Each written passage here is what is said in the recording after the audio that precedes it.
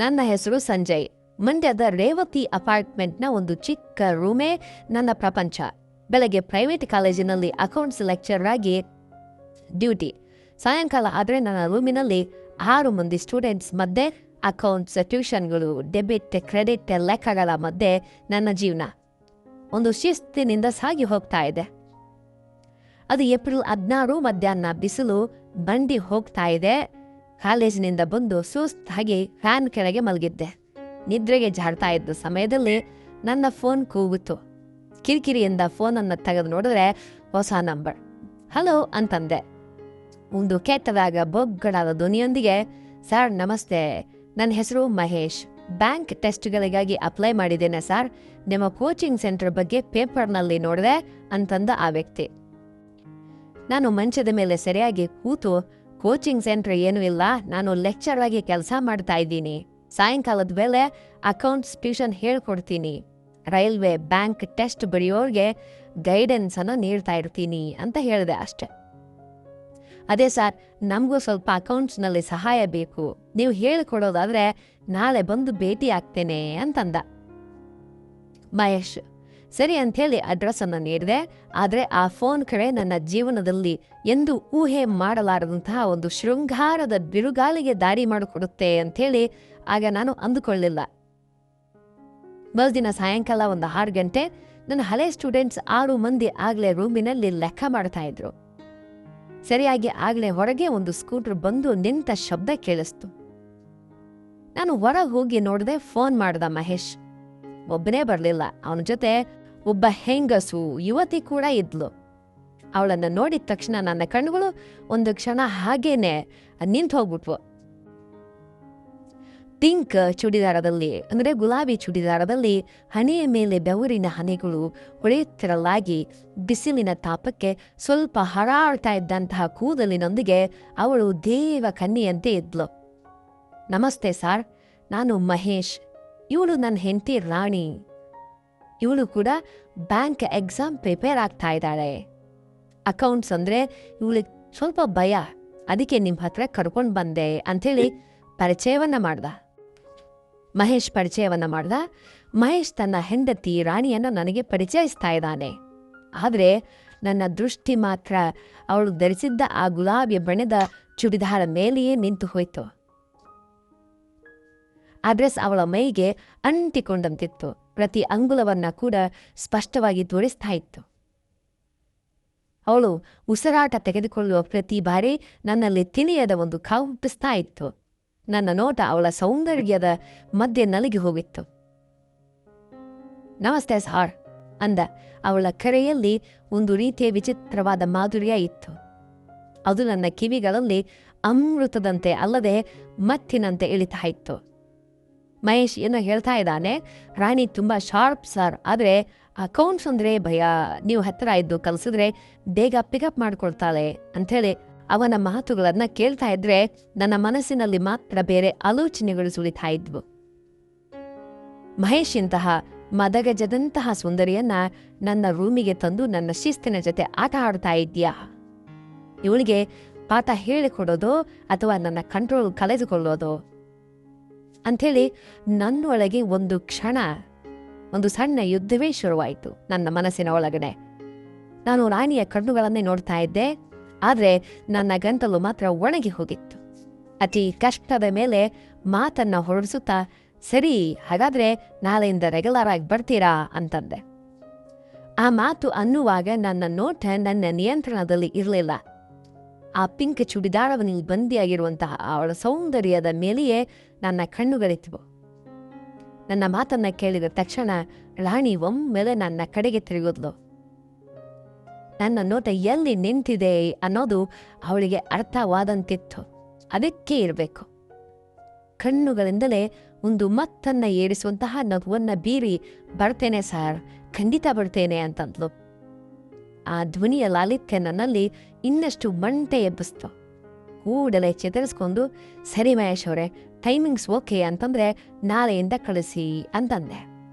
ಹೊರಗೆ ಹಾಗೆ ಅಂತ ಇದ್ರು, ಒಳಗೊಳಗೆ ಮಾತ್ರ ಆ ಚೂಡಿದಾರ್ನಲ್ಲಿ ಸಿಕ್ಕಿದ್ದ ಸೌಂದರ್ಯವನ್ನ ನಾಳೆ ಏಕಾಂತದಲ್ಲಿ ಹೇಗೆ ಆಸ್ವಾದಿಸಬೇಕು ಅಂಥೇಳಿ ಆಗಲೇ ನನ್ನ ಮೆದುಳಿನಲ್ಲಿ ಪ್ಲಾನ್ಗಳು ಶುರುವಾದವು. ನಾನು ಬೆಳಗ್ಗೆ ಡ್ಯೂಟಿಗೆ ಹೋಗ್ತೇನೆ ಸರ್, ಸಾಯಂಕಾಲ ಬರುವಾಗ ಅವಳನ್ನು ಇಲ್ಲಿ ಡ್ರಾಪ್ ಮಾಡ್ತೇನೆ. ನಮ್ಮದು ಅಯ್ಯಪ್ಪ ನಗರ ಅಂತಂದ ಮಹೇಶ್. ನಾನು ಓಹೋ ಅಂತಂದೇನೆ ಹೊರತು ನನ್ನ ದೃಷ್ಟಿ ಮಾತ್ರ ಆ ಹೆಂಡತಿಯ ಸೌಂದರ್ಯದ ಮೇಲೆ ಇತ್ತು. 5 ಮುಖಾಲಡಿಯ ಆ ಸುಂದರಿ ನನ್ನ ಕೋಣೆಗೆ ಒಂಟಿಯಾಗಿ ಕಾಲಿಡುವ ಆ ಸಾಯಂಕಾಲಕ್ಕಾಗಿ ನನ್ನ ಪ್ರಾಣ, ನನ್ನ ಮನಸ್ಸು ಆಗಲೇ ಬಡಿದುಕೊಳ್ತಾ ಇತ್ತು.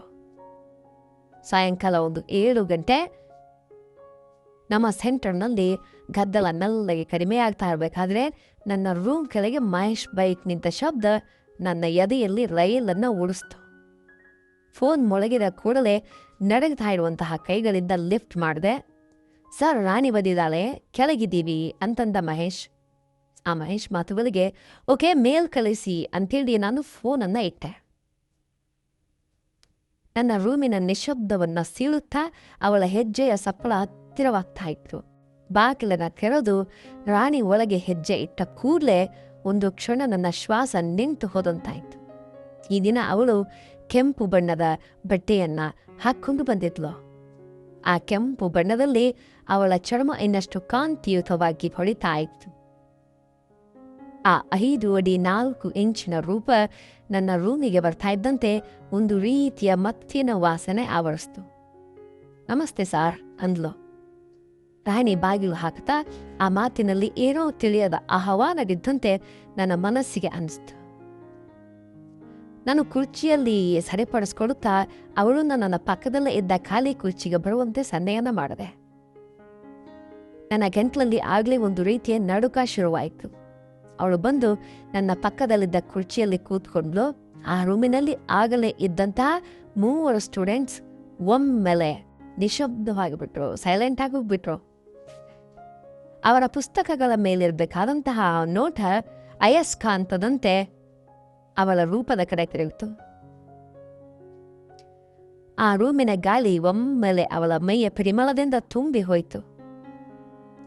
ಅವಳು ತನ್ನ ಅಕೌಂಟ್ಸ್ ಬುಕ್ಕನ್ನು ತೆಗೆದು ನನ್ನ ಮುಂದಿನ ಟೇಬಲ್ ಮೇಲೆ ಇಡುತ್ತಾ, ಸಾರ್, ಈ ಲೆಕ್ಕಗಳು ನನಗೇನೂ ಅರ್ಥ ಆಗ್ತಾ ಇಲ್ಲ ಅಂತಂದ್ಲು.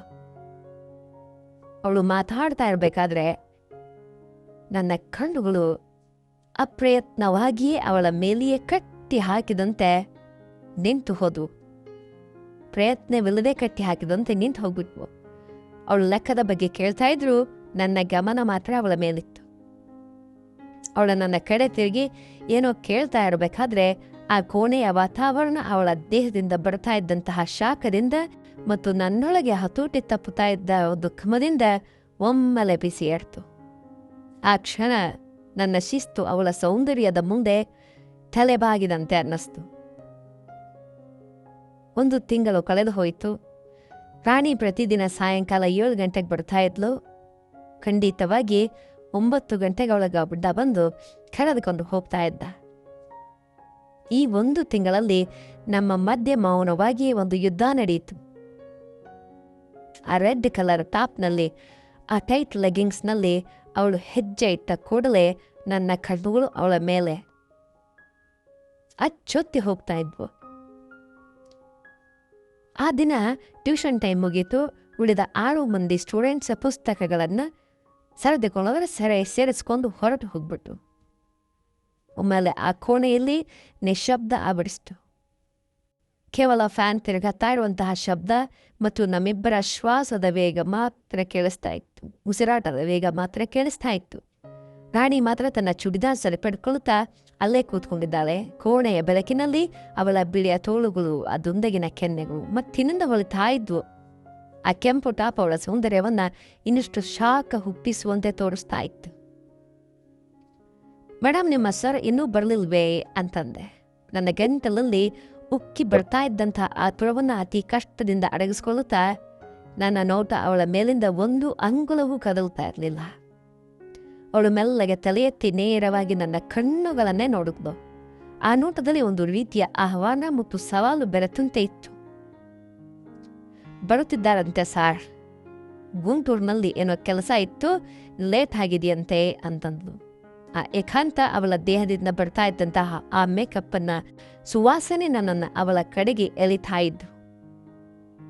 ಗುಂಟೂರಿನಲ್ಲಿ ತಾನೆ, 30 ನಿಮಿಷದಲ್ಲಿ ಬರ್ತಾರೆ ಬಿಡಿ, ಮೈಸೂರಿಗೆ ಹತ್ರ. ಅಂಥೇಳಿ ಸಮಾಧಾನವನ್ನು ಪಡಿಸುತ್ತಾ, ನಿಮ್ಮ ಸರ್ ಬಂದ ತಕ್ಷಣ ನಿಮ್ಮನ್ನು ಕಳಿಸಿ ನಾನು ಕ್ಯಾರೇಜ್ ಪಾಯಿಂಟಿಗೆ ಹೋಗಬೇಕು ಅಂತ ಹೇಳ್ದೆ. ಕ್ಯಾರೇಜ್ ಪಾಯಿಂಟ್ ಅಂತಂದರೆ ಊಟವನ್ನು ತರೋ ಒಂದು ಜಾಗ. ತುಂಬ ಹಸಿವಾಗ್ತಾ ಇದೆ ಅಂತಂದೆ. ನನ್ನೊಳಗಿನ ಆತುರವನ್ನು ಒಂದು ಕಿರುನಗೆಯಿಂದ ಮುಚ್ಚಿಡ್ತಾ, ಆದರೆ ನನ್ನ ನೋಟ ಮಾತ್ರ ಅವಳ ಮೇಲೆ ಹಸಿವಿನಿಂದ ಬೇಟೆಯಾಡ್ತಾ ಇತ್ತು. ರಾಣಿ ಒಮ್ಮೆಲೆ ತನ್ನ ಕುರ್ಚಿಯನ್ನು ನನ್ನ ಕಡೆ ತಿರುಗಿಸಿದ್ಲು. ಒಳ್ಳೆ ಕೆಲಸ ಇದೆ ತಾನೇ, ಮದುವೆ ಮಾಡ್ಕೊಳ್ಬೋದು ತಾನೇ ಸರ್ ಅಂತಂದ್ಲು. ಅವಳು ಕೇಳಿದಾಗ ನನಗೆ ಏನು ಹೇಳಬೇಕು ಅರ್ಥ ಆಗಲಿಲ್ಲ. ಆ ಪ್ರಶ್ನೆಯಲ್ಲಿ ಏನೋ ತಿಳಿಯದ ಶಾಖ ಇತ್ತು. ರೂಮಿನಲ್ಲಿ ಫ್ಯಾನ್ ತಿರುಗ್ತಾ ಇರುವ ಶಬ್ದವೇ ಕೇಳಿಸ್ತಾ ಇದೆ, ಆದರೆ ನನ್ನ ಕಿವಿಗಳಲ್ಲಿ ಮಾತ್ರ ನನ್ನ ಹೃದಯ ಬಡಿಕೊಳ್ತಾ ಇರುವಂತಹ ವೇಗ ಸ್ಪಷ್ಟವಾಗಿ ಕೇಳಿಸ್ತಾ ಇದೆ. ನಮ್ಮ ಮಧ್ಯೆ ನಿಶಬ್ದ ಆವರಿಸ್ತು. ಮದುವೆ ಮಾಡಿಕೊಂಡ್ರೆ ಇಂತಹ ಸೌಂದರ್ಯವನ್ನು ಪ್ರತಿದಿನ ಇಷ್ಟು ಹತ್ತಿರದಿಂದ ನೋಡೋದಕ್ಕಾಗೋದಿಲ್ವಲ್ಲ ಅಂಥೇಳಿ ನನ್ನ ಮನಸ್ಸಿನೆಲ್ಲ ಅಂದ್ಕೊಂಡೆ. ಅವಳ ಕಣ್ಣುಗಳನ್ನು ನೋಡ್ತಾ, ನನಗೆ ಇಷ್ಟವಾದ ಸೌಂದರ್ಯ ಇನ್ನೂ ಸಿಕ್ಕಿಲ್ಲ ರಾಣಿಯವರೇ ಅಂತಂದೆ. ನನ್ನ ಕೈಯನ್ನು ಅವಳ ಕೈ ಕಡೆಗೆ ಸ್ವಲ್ಪ ಜರಿಸುತ್ತಾ, ನನ್ನ ಮಾತುಗಳಿಗೆ ಅವಳ ಮುಖದಲ್ಲಿ ಒಂದು ಸಣ್ಣ ನಾಚಿಕೆ ಮತ್ತು ತಡೆಯಲಾಗದ ಆಹ್ವಾನ ಮಿಂಚಿದ್ವು. ನಾನು ಅವಳ ಕಣ್ಣುಗಳನ್ನು ಸೂಟಿಯಾಗಿ ಆಳವಾಗಿ ನೋಡುತ್ತಾ, ಸೌಂದರ್ಯ ಅಂತಂದ್ರೆ ಕೇವಲ ಮುಖ ಅಲ್ಲ ರಾಣಿಯವರೇ, ಮಾತಾಡುವ ರೀತಿಯಲ್ಲಿ, ಮಾಡುವ ಕೆಲಸಗಳಲ್ಲಿ, ಕೊನೆಗೆ ಪಕ್ಕದಲ್ಲೇ ಕುಳಿತಾಗ ಉಂಟಾಗುವಂತಹ ಆ ಆತ್ಮೀಯತೆಯಲ್ಲಿ ಇರಬೇಕು. ಇನ್ನು ತಿಳುವಳಿಕೆ ಅನ್ನುತ್ತೀರಾ? ನನ್ನ ಲೆಕ್ಕಗಳನ್ನು ಸರಿಪಡಿಸಬಲ್ಲ ಹುಡುಗಿ ಸಿಕ್ಕರೆ ಸಾಕು ಅಂತ ಹೇಳಿದೆ. ನನ್ನ ಮಾತುಗಳ ಒಳಗಿನ ಅಂಥಾರ್ಥ, ಇನ್ನರ್ ಮೀನಿಂಗನ್ನು ಅವಳಿಗೆ ನೇರವಾಗಿ ತಟ್ಟುವಂತೆ ಆ ನಗುವಿನಲ್ಲಿ ಒಂದು ರೀತಿಯ ಅರ್ಥವನ್ನು ಸುರಿಸ್ದೆ. ಅವಳು ಒಮ್ಮೆಲೆ ತನ್ನ ಕೂದಲನ್ನು ಹಿಂದಕ್ಕೆ ತಳ್ಕೊಂಡ್ಲು. ಆ ಚಲನೆಯಲ್ಲಿ ಅವಳ ಕತ್ತಿನ ಮೇಲೆ ಹುಳಿತಾ ಇರುವಂತಹ ಬೆವರಿನ ಹನಿಗಳು, ಆ ಕೆಂಪು ಟಾಪ್ ಅಂಚಿನಿಂದ ಕಾಣಿಸ್ತಾ ಇರುವಂತಹ ಅವಳ ಭುಜಗಳ ನುಣುಪು ನನ್ನ ಕಣ್ಣುಗಳಿಗೆ ಹಬ್ಬವನ್ನು ನೀಡಿದ್ವು. ಆ ದೃಶ್ಯವನ್ನು ನೋಡಿದ ಮೇಲೆ ನನ್ನ ಮಾತುಗಳಲ್ಲಿ ತಡಬಡಿಕೆ ಶುರುವಾಯಿತು. ಸ್ವಲ್ಪ ಧೈರ್ಯ ತಂದ್ಕೊಂಡು, ಆದರೂ ಈಗ ಈ ಪ್ರಶ್ನೆ ಯಾಕೆ ಕೇಳಿದ್ರಿ? ನನ್ನ ಕ್ವಾಲಿಟೀಸ್ ಎಲ್ಲೋ ಒಬ್ಬರಲ್ಲಿ ಇವೆ ಅಂತ ಹಿಂಟು ಕೊಡ್ತಾ ಇದ್ದೀರಾ ಅಂತ ಕೇಳ್ದೆ. ನನ್ನ ಪ್ರಶ್ನೆ ಕೇಳಿದ ತಕ್ಷಣ ಅವಳ ಮುಖದಲ್ಲಿ ಒಮ್ಮೆಲೆ ನಾಚಿಕೆ ಮೊಗ್ಗೊಡೆಯಿತು. ಆ ಕೆಂಪು ಟಾಪ್ಗಿಂತ ಅವಳ ಕೆನ್ನೆಗಳೇ ಹೆಚ್ಚು ಕೆಂಪಾದವು. ರೂಮಿನಲ್ಲಿ ಫ್ಯಾನ್ ತಿರುಗ್ತಾ ಇದ್ರು. ನಮ್ಮಿಬ್ಬರ ಮಧ್ಯೆ ಹುಟ್ಟುತ್ತಾ ಇರುವ ಆ ಕಾವು ವಾತಾವರಣವನ್ನು ಇನ್ನಷ್ಟು ಬಿಸಿಯಾಗಿಸ್ತು. ಆ ನಿಶಬ್ದದಲ್ಲಿ ಅವಳ ಶ್ವಾಸದ ವೇಗ ನನ್ನ ಹೃದಯದ ಬಡಿತಕ್ಕೆ ಸ್ಪರ್ಧೆ ನೀಡ್ತಾ ಇತ್ತು. ಅವಳ ಮೌನ ನನ್ನಲ್ಲಿರುವ ಗಂಡಸಿಗೆ ಹಸಿರು ನಿಶಾನೆ ತೋರಿಸ್ತಾ ಇರುವಂತನ್ನಿಸ್ತು. ನಾನು ಅವಳ ಕಣ್ಣುಗಳಲ್ಲಿ ಸೂಟಿಯಾಗಿ ನೋಡುತ್ತಾ ಗಂಟಲನ್ನು ತಗ್ಗಿಸಿ, ಮತ್ತೇನಿಂದ ಅಂದರೆ ಸೌಂದರ್ಯ ಅಂದರೆ ಕೇವಲ ಪುಸ್ತಕಗಳಲ್ಲಿ ವರ್ಣಿಸೋದಲ್ಲ ರಾಣಿಯವರೇ. ಸುಂದರಿ ಅಂದರೆ ಸ್ವಲ್ಪ ಹೀಗಿರಬೇಕು. ಆ ಮಾತು ಅಂದ ಕೂಡಲೇ ಅವಳು ಒಮ್ಮೆಲೆ ನನ್ನ ಕಡೆ ನೋಡಿದ್ಲು. ಅವಳ ಕಣ್ಣಲ್ಲಿ ಒಂದು ಸಣ್ಣ ಮಿಂಚು. ಆ ರೆಡ್ ಟಾಪ್ ಬಣ್ಣ ಅವಳ ಮುಖವೆಲ್ಲ ಹರಡಿದಂತೆ ಕೆನ್ನೆಗಳು ಕೆಂಪಾದ್ವು.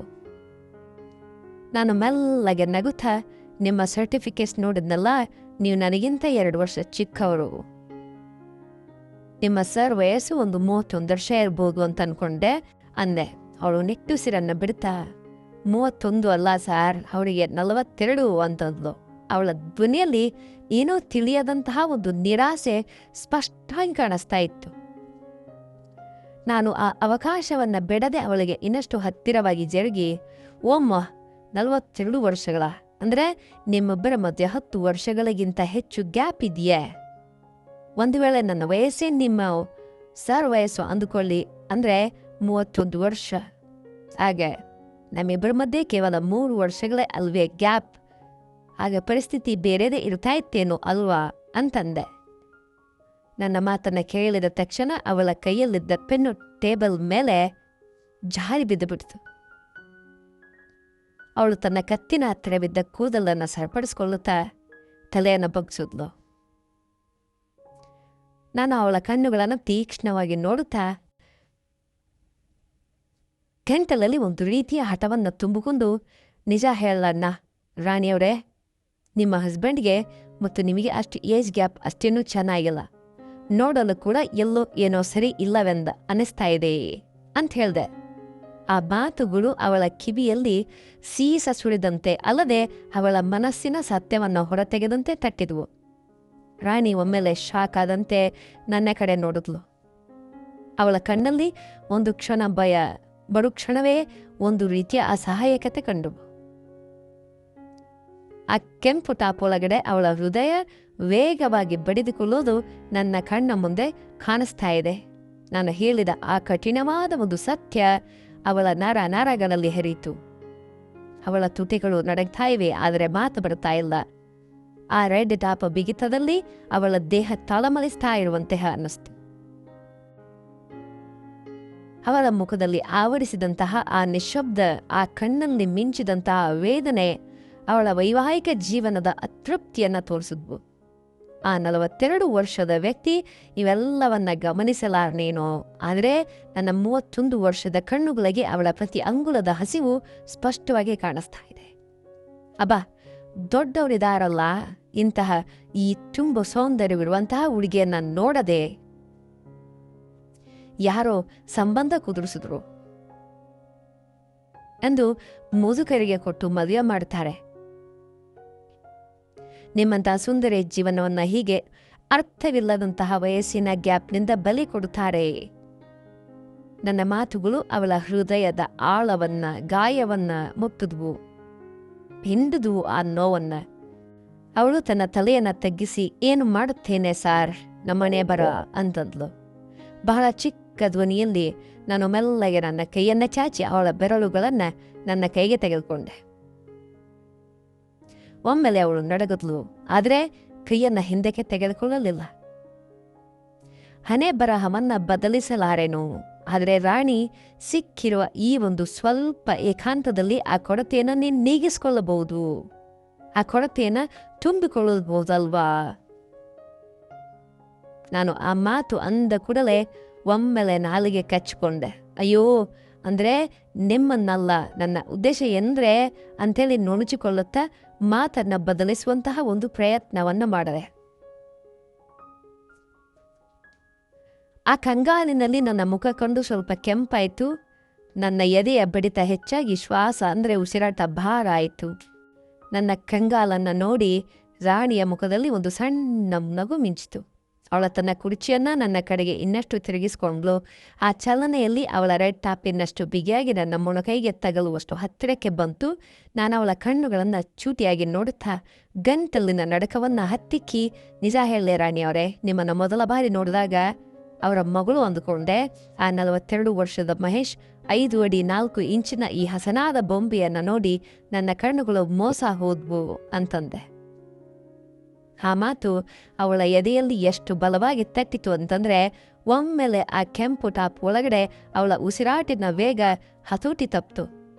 ನನ್ನ ಮಾತುಗಳ ಒಳಗಿನ ಹಾಸ್ಯ ಅವಳಿಗೆ ನೋವು ಉಂಟು ಮಾಡಿದ್ರೂ ಅದರ ಹಿಂದಿರುವಂತಹ ಹಂಬಲ ಇದೆಯಲ್ಲ, ಅವಳನ್ನ ಮತ್ತಿನ ಒಳಗಡೆ ಜಾರಿಸ್ತಾ ಇತ್ತು.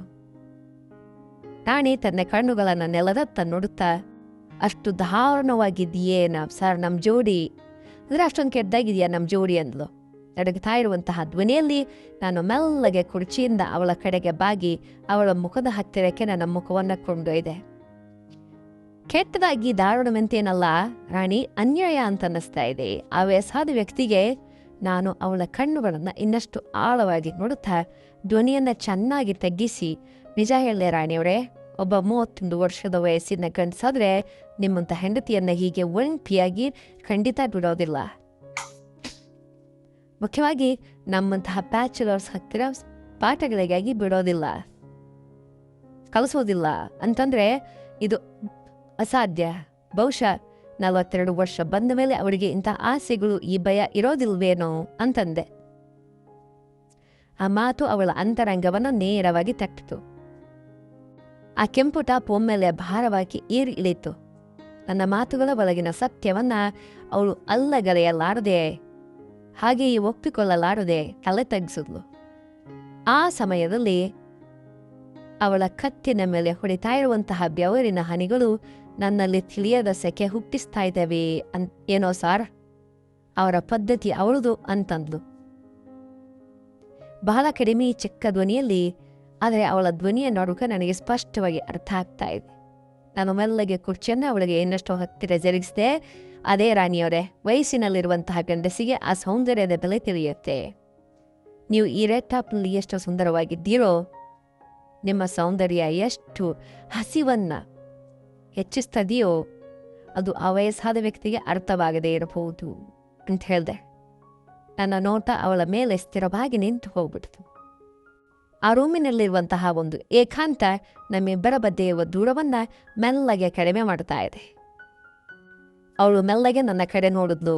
ಆ ನೋಟದಲ್ಲಿ ಒಂದು ರೀತಿಯ ಆಹ್ವಾನ ಅಡಗಿದೆ. ವೀಕ್ಷಕರೇ, 2ನೇ ಭಾಗಕ್ಕಾಗಿ ಭಾಗ 2 ಅಂತೇಳಿ ಕಮೆಂಟ್ ಮಾಡಿ. ನೆಕ್ಸ್ಟ್ ವಿಡಿಯೋದಲ್ಲಿ ಮುಂದಿನ ಭಾಗದಲ್ಲಿ ಮತ್ತೆ ಭೇಟಿಯಾಗೋಣ. ನಮ್ಮ ಈ ಕತೆ ಇಷ್ಟ ಆಗಿದ್ರೆ ದಯವಿಟ್ಟು ಲೈಕ್ ಮಾಡಿ, ನಮ್ಮ ಚಾನಲನ್ನು ಸಬ್ಸ್ಕ್ರೈಬ್ ಮಾಡಿ. ಭಾಗ 2 ಅಂತೇಳಿ ಕಮೆಂಟ್ ಮಾಡೋದನ್ನು ಮಾತ್ರ ಮರಿಬೇಡಿ. ಕತೆ ಇಂಟ್ರೆಸ್ಟಿಂಗ್ ಆಗಿದೆ. Take care.